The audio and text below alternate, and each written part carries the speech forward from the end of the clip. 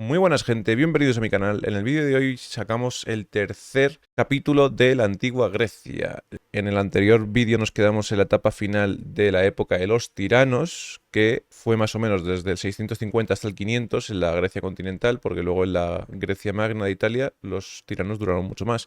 Pero nos quedamos más o menos por esos lares. Hoy voy a tratar más la zona de otros imperios, sobre todo en Anatolia y en el Oriente Medio. Y por fin trataremos la época de oro de los griegos contra los persas, que será la batalla de Maratón, Salamina, Termópilas. Así que espero que os guste, quedaos hasta el final y comencemos el vídeo. Como os iba diciendo, vamos a empezar hoy por esta zona de los frigios, que luego fue Lidia. Y bueno, el caso es que en la época micénica, en el 1000 a.C., Turquía, la península Anatolia era Frigia y llegó hasta más o menos por aquí incluso. Frigia llegó a controlar las colonias de los griegos de la costa del Mar Negro del norte de la península y del oeste. Los frigios se llevaban bastante bien con los griegos y compartieron cultura. Muchos hablaban también griego y compartieron la cultura griega. Hubo un frigio, de no se sabe dónde exactamente, pero que fue el primer rey del imperio frigio, que se llamaba Gordias. Gordias era un campesino frigio y un día, trabajando en el campo, vio un águila posarse sobre un carro de bueyes y lo tomó como un augurio. Lo consultó con un oráculo y le dijo que él sería el siguiente rey de Frigia. Poco después murió el rey de Frigia, o el líder, y le coronaron rey por este augurio. Gordias, al ser coronado rey, dedicó su carro a Zeus y unió las dos partes del carro con un nudo muy intrincado que se llamó nudo gordiano. Este nudo sigue existiendo a día de hoy.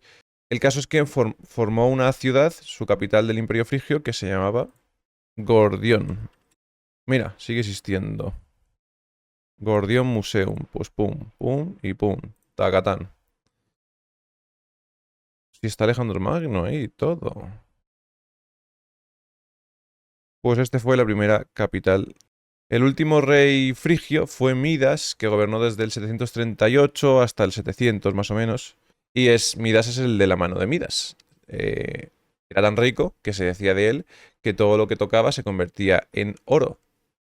Al final, pues en vez de ser una bendición, se convirtió en una maldición, porque llegó a tocar a su hija y la convirtió en oro. Todo lo que tocaba se convirtió en oro, así que al final murió al no poder ingerir alimento, o eso se dice. Bueno, los frigios tampoco es que batallasen mucho, porque se centraron sobre todo en la península. Compartieron una época con los asirios y llegaron a un acuerdo en el que si pagaban un tributo a los asirios, pues no les invadían, así que estuvieron haciendo eso durante años en vez de enfrentarse a ellos.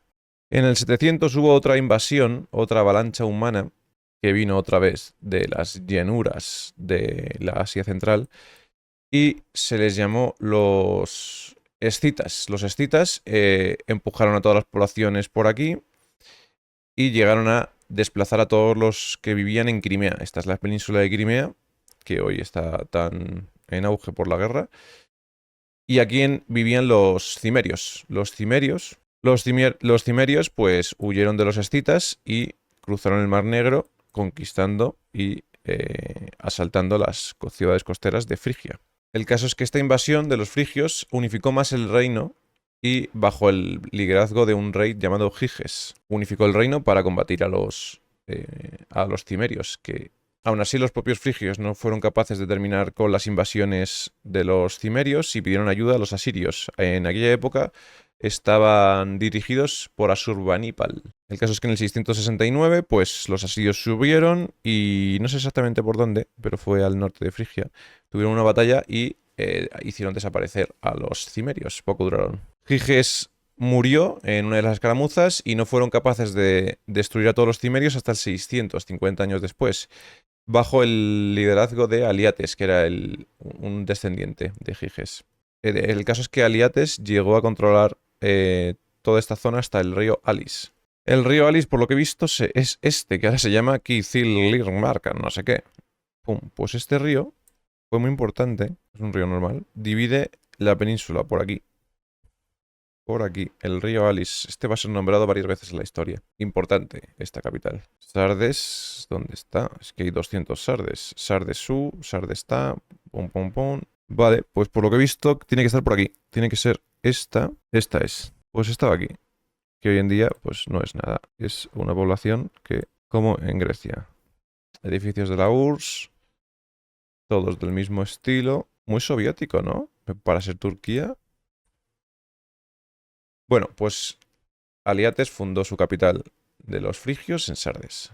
Por esta época, otra vez Tales de Mileto advirtió, desde Mileto, que está aquí, pues advirtió a los griegos jonios de unificarse y crear una confederación para evitar ser conquistados. No le hicieron caso, le incluyeron en la lista de los 7 sabios, por cierto, de los que ya comenté, que eran los 7 sabios atenienses, que se les incluyeron por haber advertido, por haber sacado a Grecia de la época oscura de la invasión doria a la época de esplendor helenística. No lo escucharon, obviamente, y al final todas las de Jonia, todas estas, quedaron bajo el dominio lidio. Fue la primera vez que las ciudades griegas estuvieron bajo un dominio extranjero bárbaro. Todas las ciudades sometidas de Jonia y Tales y Mileto tuvieron que pagarle un tributo constante a Lidia, y es donde empezó a proliferar las pepitas de oro, la moneda gubernamental de los lidios, que fueron los primeros en utilizarla para el comercio. A la muerte de Aliates, le sucedió su hijo Creso, que era aún más simpatizante de los griegos. Fue el que más presentes dio en esa época al templo de Delfos y tenía mucha simpatía a la cultura griega. Los asirios tuvieron una revuelta en Babilonia, otra vez, como siempre. Creo que pocas ciudades de la historia antigua han tenido tantas rebeliones como Babilonia. Que no quiero un restaurante babilónico, me pone. Que no. Aquí estaba la antigua Babilonia. ¿Veis? Está al sur de Bagdad, justo al lado de no sé qué, que pone Kerbala aquí. Y a ver las ruinas como son. Pum, pum, pum, pum, pum, pum. Palacio de Saddam. Resort Saddam. No, ruinas de la antigua Babilonia. Aquí están. Aquí está Babilonia. Toma ya la entrada. Esta entrada es súper famosa por los asirios. Tiene que ser espectacular ver esto. Esta ciudad es la que más se ha revelado a lo largo de la historia en esta zona de Mesopotamia, tomada por los asirios. Bueno, pues se reveló Babilonia, como estaba diciendo, bajo el rey Asurbanipal. Lo intentó otra vez acudir para someter la rebelión, pero murió poco después. Y el imperio asirio se hundió a partir del 600. Se rebelaron una tribu del norte que había estado sometida bajo los asirios, por aquí, que se llamaban los medos, bajo el liderazgo de Ciasares. Y en la propia Babilonia, una tribu árabe se rebeló llamado los caldeos, con Nabopolassar, se llamaba el líder de los caldeos en Babilonia. En el 612, Nínive fue tomada y destruida por los medos y los caldeos. También está en Irak, hoy en día. Nabopolassar de los caldeos, pues se quedó todo lo bueno de Asiria, básicamente. Se quedó la península del Sinaí, todo lo que era antiguamente Mesopotamia, y Ciasares se quedó las zonas del norte y las estepas y las llanuras, que es lo peor. Se repartieron el botín de Nínive, de Babilonia. Aquí los griegos, bajo el reino de Nabopolassar, pues conocieron Babilonia. Tales y Pitágoras la visitaron en esta época, supuestamente, porque al final... Mira, no puedo tirar el Google Maps en ningún sitio aquí. Y ahí si lo tiro aquí, ¡pum! Toma ya. Pero esto... ¡Uy, si es un palacio de Saddam Hussein, será, claro. Toma ya. Y lo tenía... ¡Uy, pedazo palacio! Y este palacio lo tenía... Le han robado todos los cobres. Lo tenía en Babilonia, fíjate. Tremendo palación. Seguro que esa colina se la hizo artificial para ver la antigua Babilonia que está al lado. Los jardines de Babilonia.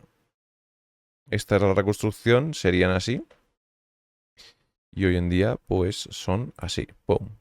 Tal cual. Nabopolassar fue el que tomó el reino de Judea en el 605 de los judíos y los exilió a Babilonia y los encerró en Babilonia. La mujer de Nabopolassar era Meda, de las colinas del norte. Y aquí, como esto era una llanura, pues echaba de menos esas colinas y esas montañas. Y fue donde, para complacerla, él hizo los jardines de Babilonia. Los jardines colgantes de Babilonia, que son los que hemos visto aquí. Estos se los hizo para complacer a su princesa Meda.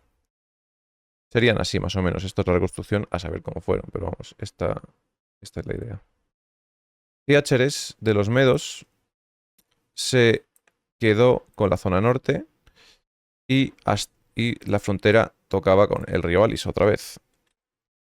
El Kizimilirmar, no sé qué. Mira, en coche 17 horas se tarda desde Babilonia hasta el río Kilimargirs. Que no quiero ir en coche. Bueno, pues aquí está. El río Alis. Ciaxeres, pues, controlaba todo este norte hasta este río que dividía la península de Anatolia, hasta aquí. Y aquí, pues, como hemos dicho, era de los lidios. Guerrearon durante muchos años, pero hubo una batalla muy importante en la que ocurrió un eclipse. Y en ese eclipse los soldados pararon en el momento, porque lo tomaron como un mal augurio de los dioses. Y ocurrió el 28 de mayo del 585. Podemos saber la fecha exacta, fue la primera batalla en la que sabemos la fecha exacta gracias al eclipse, porque lo comentan y justo ocurrió ese día. Se estaban enfrentando las tropas de los lidios contra los medos. Al oeste de Medo, en esta época, en el 600, en Irán, Persia, llegó al poder Ciro, que significaba sol.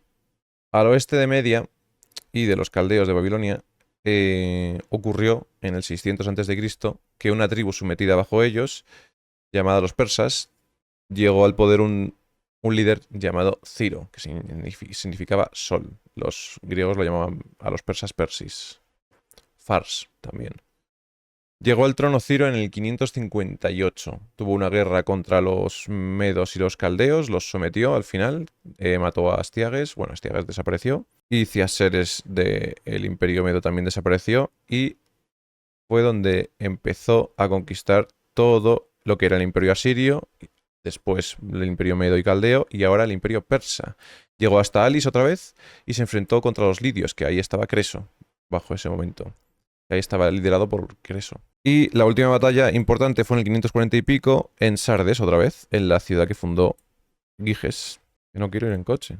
Pues aquí fue la última batalla en la que se enfrentó el ejército lidio de Creso contra Ciro de los persas, y se dice que la caballería de los lidios, al no estar habituada al olor de los camellos, pues se desorientaron y huyeron. El caso es que Ciro ganó y arrasó y conquistó Sardes. Aquí hay... Mira, esto es Sardes. Toma ya. Fijaos qué cara de enrollado que tiene este, sabiendo que está en la capital del Imperio Lidio. Que luego fue también de Persia, antes de Persépolis. Pues esto es Sardes. Esto sí que me suena a Sardes, no el pueblo soviético de antes. Mira qué mosaicos tenían en el suelo, increíbles. Muy griego todo, ¿no? Muy, muy griego. Cómo se nota la influencia de las ciudades jonias. ¡Pum! Pues está bien conservado, ¿eh? Mira, pero si son colonias corintias. Una mezcla, ¿no? El nudo gordiano. Bueno, pues los jonios otra vez avisaron de que se uniesen en la confederación para evitar ser tomado por los persas. Los lidios desaparecieron y obviamente pues no hicieron caso. Los jonios nunca se unieron. Todas las ciudades de Jonia las tomaron los persas, excepto Mileto, que mantuvo su independencia porque se llevaba muy bien con todos en general y por la cultura que tenía. Nabucodonosor, del Imperio Caldeo, pues murió en el 560 y pico, y los persas pues terminaron de destruir su imperio y quedárselo todo. Y al final los persas abarcaron un imperio de 4.000 kilómetros de extremo a extremo, desde aquí hasta la India. Llegaron hasta aquí, lo que es Rajasthan, Pakistán hoy en día, y tocaron aquí con la India, con la China. Porque el Tíbet y todo esto era China. Al tener un imperio tan extenso bajo el mismo reino, Hecateo fue el primer geógrafo griego que visitó Babilonia, Nínive, las ciudades antiguas de Mesopotamia y todo Persia, y estuvo toda su vida documentándolo. Fue el primer historiador geógrafo que se conoce, que no conocemos sus obras porque se perdieron, pero muchos autores posteriores lo comentan. y fue el primero que empezó a desarrollar la historia de los hechos y la geografía, más que cuentos y relatos mitológicos. Ciro murió y en el 530 a Ciro le sucedió su hijo Cambises, y Cambises no fue muy conocido, fue el heredero intermedio hasta Jerjes, pero se encargó de otra vez someter a los egipcios, que no paraban de rebelarse, constantemente se rebelaban. También es que los asirios y los persas, pues a las ciudades sometidas no les trataban lo que viene a decir muy bien, la verdad, porque les exigían tributos muy grandes y la gente pues quería vivir como con la independencia que tenían antes, sobre todo los griegos. Cambises terminó muriendo, pero por lo menos sometió a Egipto. Esto conllevó una guerra civil de 4 años hasta que uno de los herederos, llamado Darío, pues la terminó y se hizo con el trono y unificó aún más Persia. Él dividió el imperio en 20 provincias, todo el imperio este lo dividió en 20 provincias regidas por un sátrapa y se terminaron llamando en satrapías. Mejoró caminos, construyó nuevos caminos para todo el imperio y sobre todo creó un cuerpo de jinetes de mensajería para poderse comunicar desde Sardes hasta Pakistán, si quisiesen. Y utilizaron la moneda y generalizaron la moneda en todo el imperio de los lidios, la moneda de oro y de plata. Ciro al final fue el que acabó con los lidios, con los caldeos y los medos.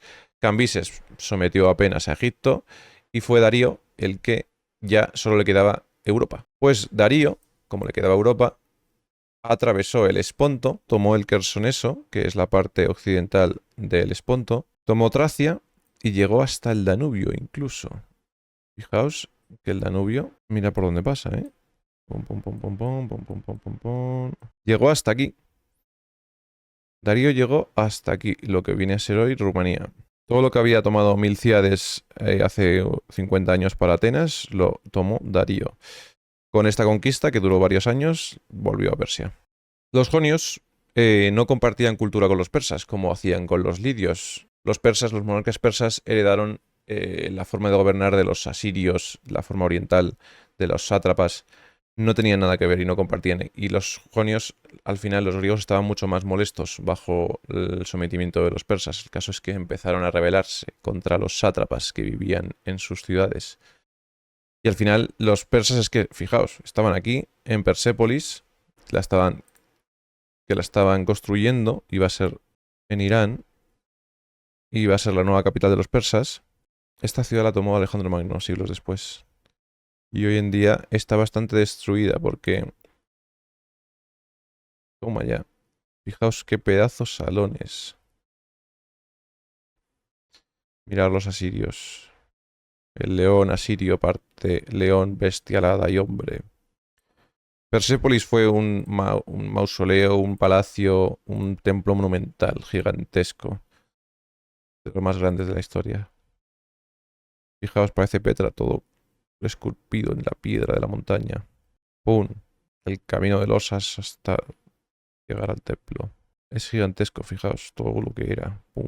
Esta revuelta se inició por los jonios en el 499, eso dicen, y pidieron ayuda a Esparta, bajo Cleómenes. El caso es que los espartanos, en cuanto se enteraron de que había que hacer el viaje por mar, los espartanos dijeron que no se iban a desplazar tanto para ayudarles. Pero esos mensajeros que enviaron desde las ciudades jonias fueron a Atenas y bajo Clístenes sí que les prometieron barcos. Clístenes, el de los Almeónidas, y se los enviaron para ayudarles en las revueltas. La rebelión de los jonios contra los persas pues se propagó a lo que viene a ser también Tracia, a Chipre, a varias islas que habían tomado los persas. Aristágoras, un polemarca de Atenas, se dirigió con la flota y lucharon contra los persas en Sardes. Incendiaron Sardes. Y esto los persas nunca lo olvidarían. El caso es cuando incendiaron y acabaron con los sátrapas de todos los jonios, pues volvieron a Atenas. Pero de camino se encontraron con los persas porque estaban tomando el mar Egeo y fueron derrotados. Huyeron a Atenas apenas. Los persas llegaron a conseguir la hegemonía del mar Egeo, conquistaron otra vez Chipre y fueron a Mileto directos porque era la única ciudad jonia que aún seguía manteniendo la independencia y la incendiaron. Y se perdió muchísimos avances y muchísimas obras que no nos han llegado a día de hoy, seguramente por este incendio. La incendiaron en el 494 y esta ciudad nunca volvió a ser lo que fue. Ya no se retomó. Fijaos toda la ruina que hay. El teatro... Tampoco era tan grande, ¿eh? Fijaos. Bueno, es que se lo habrán comido todos los cultivos. Es que a saber, estas cosas al final. A lo mejor era el triple y solo queda esto. Aquí fue donde Darío, pues ya envió, cuando tomó Mileto y le encendió, tomó a su yerno Mardonio a recuperar Tracia otra vez, de las que se habían revelado, y Darío pues se fue a Persia a descansar. En esta época, ya después de Sardes, Darío quería venganza, sí o sí. Así que no solo se contentó con recuperar lo que había conquistado, sino que quería acabar con todos los que habían apoyado la revuelta de los jonios, como los atenienses. Darío envió mensajeros a toda la Grecia continental occidental para que se sometiesen, sí o sí. Y muchos se sometieron. Todas las islas del Egeo se sometieron y Egina se la recuerda aún, la de la moneda, por someterse antes de que llegase el mensajero. Ellos enviaron un mensajero a Darío diciendo, sí, sí, nos sometemos a los persas. Y se les recuerda, y Esparta, Atenas nunca lo olvidará. Los mensajeros llegaron a Esparta pidiendo tierra y agua, que es lo que pedían los mensajeros de los persas con Darío. Y el caso es que los espartanos tiraron al mensajero a un pozo y le dijeron, ahí encontrarás ambas cosas, que es la escena de la película de 300 tan épica, que le da una patada al mensajero persa y cae al pozo negro sin fondo. Temístocles, en el 493, un arconte de Atenas, pues predijo que necesitaban volver a recuperar la supremacía del mar Egeo. Sin ello no iban a hacer nada, porque no podían comerciar con los cereales del Mar Negro y porque sin el mar Egeo no podían hacer nada contra los persas. Temístocles llegó al poder en Atenas, se dio cuenta que Atenas estaba aquí, pero estaba a 8 kilómetros de la costa y no tenían puerto, y crearon Pireo, que está aquí, que ahora es el puerto de Atenas, que fijaos lo tocho que es. Pero claro, empezaron la construcción, pero no les dio tiempo a terminarla. El caso es que por lo menos empezó, que estaba a 8 kilómetros. Darío en el 490 pues ya empezó su invasión. Se apoderó de Naxos, la isla, que se había revelado, y desembarcó en Eubea, que como recordáis era parte de Calcis, luego Atenas y Eubea desembarcaron aquí los persas. Tomaron varias ciudades, entre ellas Eretria, que la incendiaron. Al frente del ejército de los persas de Darío estaba Hipias, el antiguo desertor tirano de Atenas, que quería recuperar el poder. Se creía que ayudando a Darío, pues iba a recuperar el poder de Atenas. Y se fue a una aldea que se llamaba Maratón. Importantísima. Maratón. Desembarcaron y... Museo de Maratón. Maratón Run Museum. ¡Pum! La antorcha olímpica de Maratón. Filipides. No, ¿esta quién es? Es una tía. Tampoco hay mucha... Sí, claro, si era una aldea que sin más, ¿no? Este era el pergamino llevado por Filipides, según cuentan. ¿Y este tío? No creo que Filipides fuese así, ¿no? Bueno, a lo mejor sí, no creo. Nada, será un corredor de las Olimpiadas. Aquí está Filipides.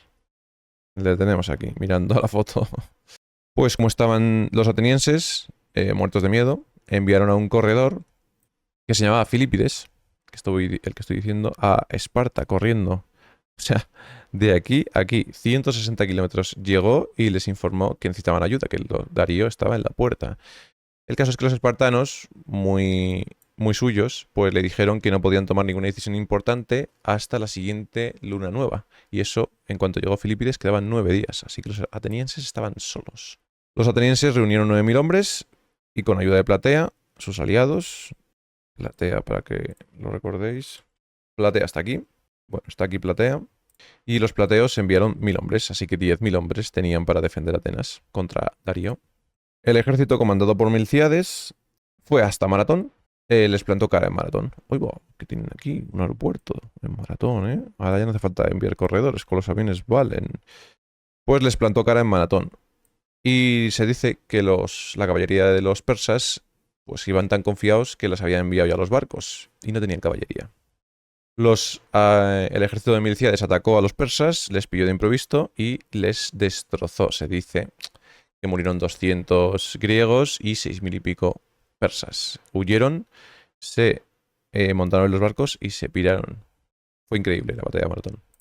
Los persas tenían aún mucho ejército en los barcos, pero pensaban que los espartanos estaban de camino. No era así, porque estaban esperando la siguiente luna, pero bueno, ellos es lo que pensaron. Y acudieron otra vez a Filipides el corredor que llegó, que fue a Esparta poco antes, para que fuese corriendo lo antes posible a Atenas y les diese las buenas noticias de la victoria, de la gran victoria que tuvieron. De Maratón a Atenas hay 42 kilómetros, eso se dice. En cuanto llegó, solo pudo balbucir victoria y murió en el acto. Y desde entonces, pues las maratones están dedicadas a esta carrerilla que se pegó Filipides y por la que murió. Esta batalla de Maratón fue muy importante porque fue la primera batalla decisiva de la historia. Esta batalla de la de Maratón habría cambiado la historia de todo Occidente. Me voy a quitar los cascos. Fue súper trascendente esta batalla y se estudió se estudió siglos después, incluso en nuestra época se sigue estudiando. Pero si no hubiesen ganado a Darío, habría tomado Darío Atenas y habría tomado toda Grecia. A lo mejor los espartanos no, los habrían aniquilado a todos, pero al final tomarían el Peloponeso. Y hubiésemos perdido toda la herencia cultural de los griegos, que es impensable, porque al final los romanos, que fueron mucho más poderosos después, lo sacaron todo de los griegos. O sea, hubiese cambiado toda la historia de la humanidad. Poco después, además, en el 486, murió Darío otra vez, ya de regreso a Persia, preparando otra invasión. Se quedó con las ganas de vengarse otra vez, pero murió. Milcíades se calentó e intentó tomar unas islas, fracasó y volvió a Atenas. Y Cleómenes, al verse privados de esta pedazo de victoria de los atenienses en Maratón, se volvió loco. O eso dicen. Le encarcelaron y murió. Murió, le dieron una espada y se suicidó como un buen espartano, pero se volvió loco por no haber podido participar en la pedazo de batalla que marcaría su siglo de Maratón. El heredero al trono de Darío fue Jerjes, que obviamente tuvo que sofocar otra revuelta en Egipto, que duró un montón de años y fue muy importante porque gracias a esto tardaron 10 años los persas en volver a atacar Grecia y los griegos se pudieron rearmar y preparar para esta invasión. Clístenes, después de esta batalla, dio los cargos gubernamentales al pueblo, los dio por sorteo y fue la primera vez en la historia de Grecia donde los cargos importantes los daba al pueblo libre, a los ciudadanos, claro, los que eran considerados ciudadanos, pero todos los ciudadanos podrían participar por igual, tenían las mismas posibilidades, excepto los aeropagos, que esos cargos se mantuvieron que esos sí que se mantuvieron en las clases altas, en los poderosos. Clístenes instauró una forma de evitar tiranos malos, por así decirlo, que consistía en, una vez al año, se reunían los ciudadanos en la plaza de la Acrópolis o de las plazas de la Ágora importantes, bueno, la Ágora no se llamaba una Ágora, en las plazas de Atenas, y a todos se les hacía firmar un trozo de cerámica con un nombre de un ciudadano. Si un ciudadano era votado más de 6.000 veces, se le exiliaba, se le desterraba directamente y podría volver a los 10 años. Eso para evitar pues que gente tomase el poder. Eso era para evitar supuestamente tiranos que querían llegar al poder con malas pretensiones. A los 10 años podían volver igualmente. Este voto además se llamó por esta tradición ostracismo. El voto del exilio, el destierro, se llama ostracismo. Uno de los héroes de la batalla de Maratón fue Arístides el Justo, que él y un oráculo, una sacerdotisa, predijeron que para evitar otra nueva invasión de los persas deberían confiar en un muro de madera. Pero claro, un muro de madera se podría interpretar de muchas formas. Arístides lo interpretó como que deberían proteger la Acrópolis con un muro de madera en torno a ella para defenderse de las invasiones. En esta época justo además se popularizó la fabricación de los tirremes, que los tirremes eran barcos mucho mejor que los antiguos, con tres remeros por fila. Les hacía a esos barcos más veloces y con muchísima más maniobra que los antiguos hasta entonces. Temístocles, un general, él enfocó la predicción de la sacerdotisa a un muro de madera en el mar, de que deberían construir una flota de tirremes en el mar para conseguir la supremacía del Egeo. Y es que hubo una casualidad, porque justo además en esta época, entre la invasión de Darío y la de Jerjes, pues descubrieron los atenienses una mina de plata, no sé exactamente por dónde, pero por al sur del Ática. Y de repente los atenienses se volvieron muy ricos. Y Temístocles decidió, bueno, la asamblea y los ciudadanos querían que se repartiese entre toda la población, pero Temístocles dijo que no, se opuso y dijo, mejor construyemos 200 trirremes, una flota inmensa para proteger y para mantener la supremacía del Egeo para las siguientes invasiones. En el 482, Atenas convocó una asamblea y una votación. entre Temístocles y su formación de la flota, o la idea de Arístides, o la idea de Arístides de utilizar ese dinero para un muro que fortificase toda la Acrópolis. Se llevó a votación y menos mal que ganó Temístocles. Y Arístides fue al exilio. Se dice además que Arístides el Justo, en la plaza, un ciudadano le pidió si podía escribir por él el nombre. Y él le dijo al mismo Arístides, quiero que escribas Arístides el Justo para desterrarle. Y Arístides le preguntó, ¿por qué? Y dice, pues porque me molesta que se le llame el Justo. Y el caso es que Arístides escribió su propio nombre. Era tan honrado y tan digno que escribió su nombre, y eso es lo que se dice. Pero menos mal que le desterraron, porque gracias a eso Temístocles creó la flota. Gracias a esto, ya que Jerjes se quedó 10 años sometiendo a los egipcios, desde la última toma de Darío, les dio tiempo a hacer la flota. En el 480 ya tenían la flota. Y justo vino Jerjes y les invadió, supuestamente por tierra y por mar, y Jerjes tenía 300.000, se dice, los griegos dicen 1 millón y pico, pero yo creo que serán entre 200 y pico mil, 300.000 hombres que envió Jerjes a Grecia. El mayor ejército jamás conocido, fue el primero. Y iba además con Demarato, que era un rey exiliado de Esparta. Jerjes fue por tierra y su flota por mar, conquistó todo lo que quedaba de Tracia, llegó a Macedonia. Los macedonios en aquel entonces eran considerados bárbaros por los griegos porque no estaban tan avanzados, se quedaron en la época micénica y no conocían el concepto de ciudad-estado, por ejemplo. El rey era Alejandro I, el primero que gobernaba Macedonia. Alejandro I no tuvo otra que someterse, o no quiso combatir, se sometió y se incorporó a las huestes de Jerjes para dirigirse hacia la Ática. Las ciudades griegas de Atenas y Esparta se unieron como nunca antes lo habían hecho, porque pidieron ayuda a todos los que pudieron, pero las islas no pudieron enviar nada y los de la Magna Grecia y los que estaban en la parte de Italia no enviaron nada porque no lo veían importante. El caso es que solo se quedaron los atenienses y los espartanos y los aliados de estos del Peloponeso. Como solo quedaban ellos, prácticamente el Peloponeso y el Ática, todo lo demás ya estaba tomado por Jerjes. Todo esto ya estaba tomado por Jerjes. Fue increíble. Lo tomaron enseguida, además. Pues se reunieron los griegos y tomaron la decisión de que solo podían enfrentarse a tal magnitud de ejército en un sitio muy angosto en el que el número no les sirviese para nada, porque las formaciones hoplitas eran mucho más resistentes. Y acordaron, menos mal que tenían un sitio que se llamaba el Paso de las Termópilas. Tan conocido, ¿Por qué me pones siempre el trayecto? Que no quiero ir andando, quiero verlo. El Paso de las Termópilas. Aquí están las Termópilas. Y el paso... Quiero ver la batalla. ¿Dónde fue? ¿Dónde fue? ¿Pero qué es esto? ¿Cómo que esto va a ser las Termópilas? ¿Pero si esto es un pueblo? No puede ser. Pero si esto no está al lado de la costa está aquí. Puede ser que haya subido el mar.